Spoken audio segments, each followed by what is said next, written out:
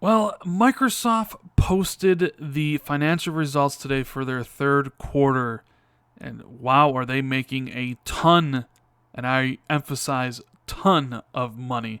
They reported revenue of $26.8 billion dollars and a net income of $7.4 billion. But I'm not going to focus on the company as a whole. I'm going to focus on a single division within Microsoft, the one division that I do care about, and that is Xbox. And this video is going to go a long way to dispel the myth or the talking point that some people have about how Xbox isn't doing well as a company and is just a black hole for Microsoft, as well as talk about the investments that the leaders at Microsoft have in pouring more money into the division, and if that's a little bit too late at this point. What is going on, guys? Randall Thor 19, the man with the million, back again with another video. And I got a couple hours before I head out to go see Avengers Infinity War. Don't want to get spoiled, so I'm really looking forward to seeing the movie. But let's get into it, shall we? Microsoft making bank as usual as a company. They're one of the richest companies in the world, but I particularly don't care about Microsoft. What I do care about is Xbox. And there's always been this discussion online, especially since 2013, about how well the division is doing in the broader, sense. Is it actually a profitable company? Is it losing money for Microsoft? We all hear the stories about how the investors would really like to see Microsoft spin it off or just completely get rid of it, right?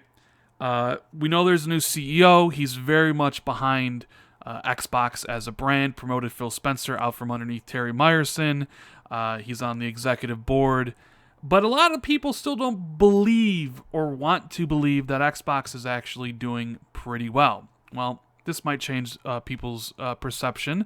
The Xbox division for the last quarter brought in $2.251 billion. That's right, billion with a B, in the quarter that ended March 31st, right?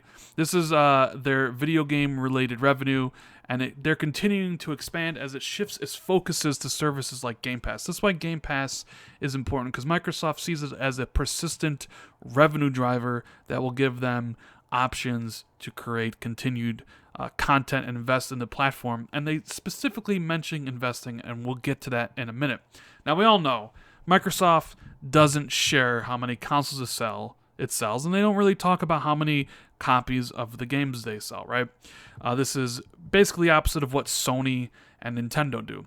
Nintendo also released their results yesterday, and they're killing it. They're like almost up to 18 million Switches sold. All their first-party games are selling better than they ever have before. It's Legend of Zelda Breath of the Wild's the best-selling Zelda. Mario Kart 8's the best-selling Mario Kart. Super Mario Odyssey is like one of the best-selling Mario Brothers. They're killing it, right? And they're projecting another 20 million. Sony is dominating the video game industry.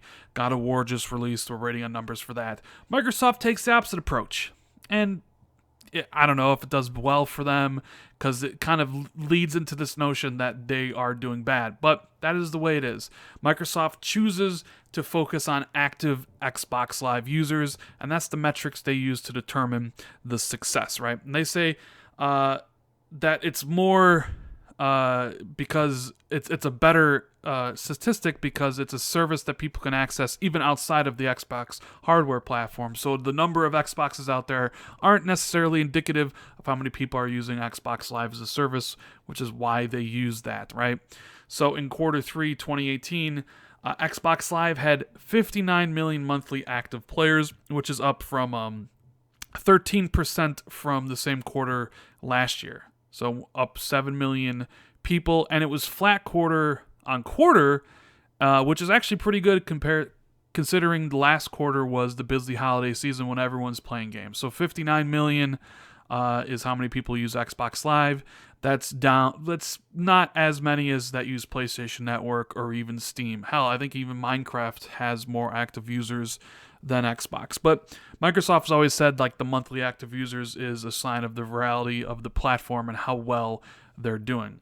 And even when you talk about the revenue that the company brings in, I mentioned the 2.25 million, that's up 18% from last quarter, or the same quarter last year when they did 1.9 million. So more money's going in. Now, of course, people will say, well, why do you care about this?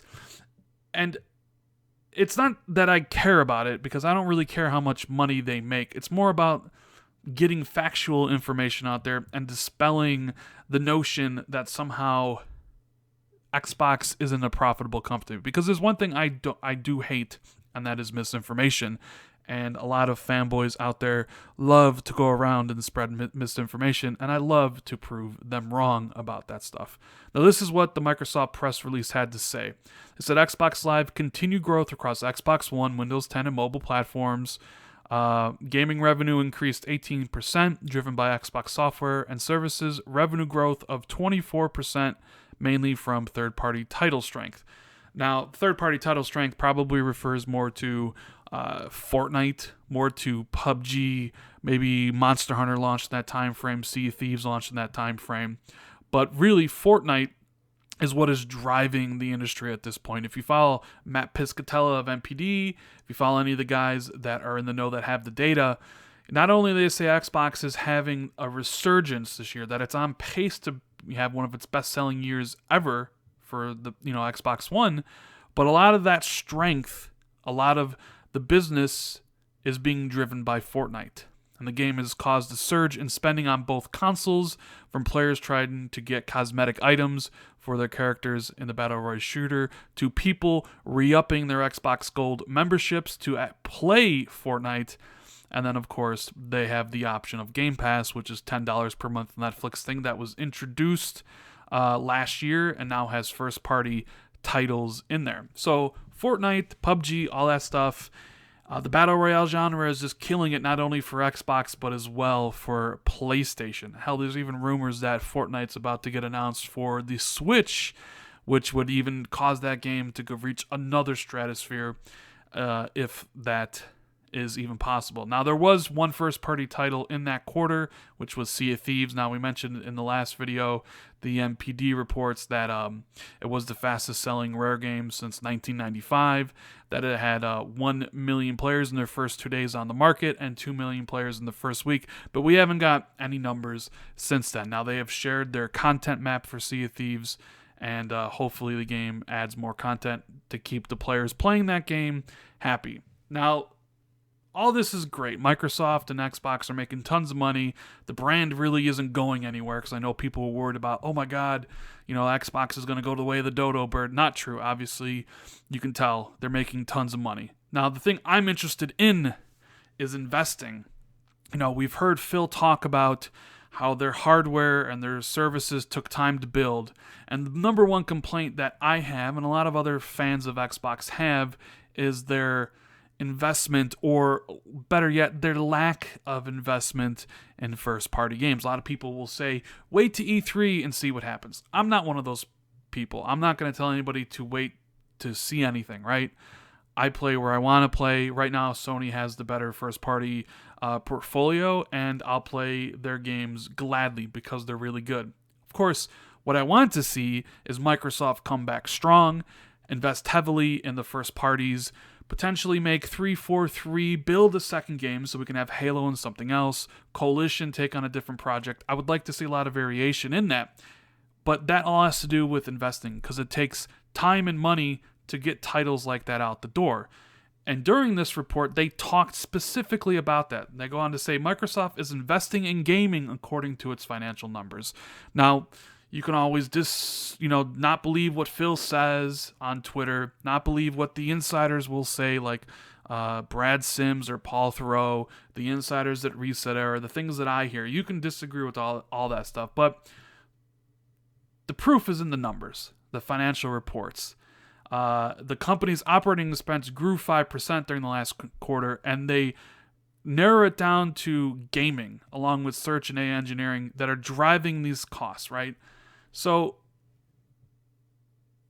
the investment is coming. And in an interview, financial call afterwards, Satya Nadella, who's the CEO and chief financial officer, Amy Hood, talked about the performance of the Xbox business. And according to CEO Satya Nadella, Microsoft continues to pursue the expansive opportunities in gaming, from the way games are created and distributed to how they're played and viewed. He goes on to say that Microsoft had, and I quote, one of the best quarters in gaming with strong revenue performance and record levels of engagement. The company is continuing to attract, retain, and deepen user relationships across Xbox Live, Game Pass, and Mixer. He continued to say that those results speak to the strength of the platform and services for both first-party and third-party experiences. He promised that Microsoft will continue to invest in the platform, enhancing the cloud services with AI capabilities for developers to quickly build and monetize their games across PC, console, and mobile. Now, Chief Financial Officer Amy Hood explained that the quarterly results for gaming business were significantly better than expected, and she mentioned that this is partially due to third-party titles, which we already mentioned are basically PUBG and Fortnite. She mentioned that in passing that operating expenses for the whole segment increased 5% year on year due to investment in engineering for gaming. So look, we have the CEO 100% behind Xbox, talking about how it's exceeding expectations.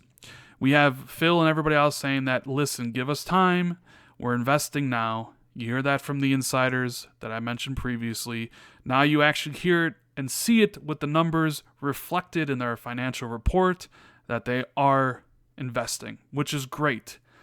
They make all this money, but it doesn't necessarily see where I'm sitting today like it's being reflected in the games that we get. And all I want, and all a lot of people should want, is just better games. High quality entertainment from Microsoft. Now, for those that like Sea of Thieves, great. I'm happy for you. For those that will end up liking Crackdown or State of Decay, that's awesome. But there's also a segment, of the audience that wants something different that Microsoft currently doesn't offer. Now, hopefully this investment leads to more games being made and more genres being filled. You can still have your multiplayer experiences.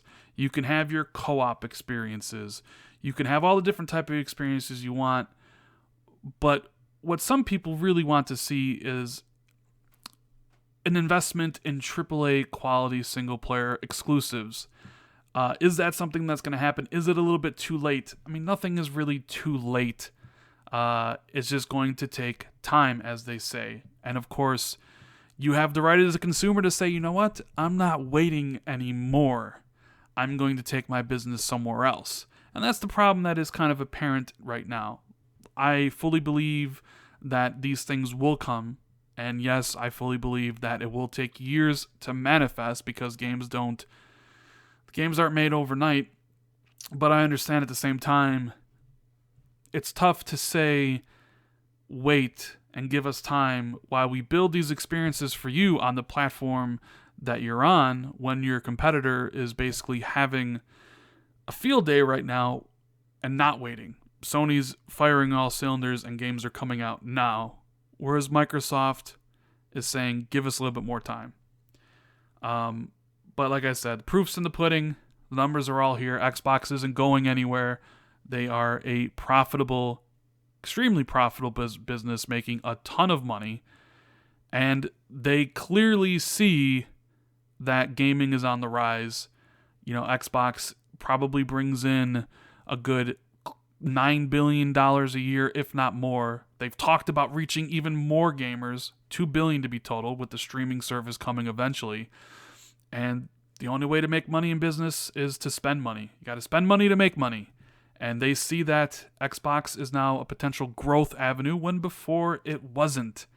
So the investment's coming. It's just going to take a little bit of time. And it's up to you, my dear watcher, my subscribers, if you feel like waiting around to still be here when those games do come. That's kind of the crux of the whole argument. Anyways, that is my thoughts on this whole thing. I hope everybody found the video entertaining, informational, all that good stuff. And if you did, make sure you hit that like button. Continue to, help out the channel. by sharing it out on social media. Hit the sub button if you're new. If it's your first time here, thanks for watching. Really appreciate it. I do, daily content all the time.